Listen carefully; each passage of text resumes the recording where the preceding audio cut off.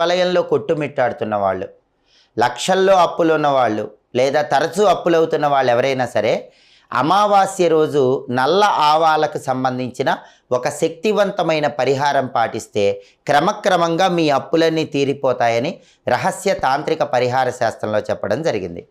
అమావాస్య రోజు మీరేం చేయాలంటే నల్ల ఆవాలు కొన్ని చేతిలో పట్టుకొని మీ ఇంటి పైభాగంలో మేడపైకి వెళ్ళి ఆ నల్ల ఆవాలు చేతిలో పట్టుకొని అప్పులు తీరిపోవాలి అనుకుంటూ ఆ మేడ మొత్తం కూడా 3 సార్లు తిరగండి.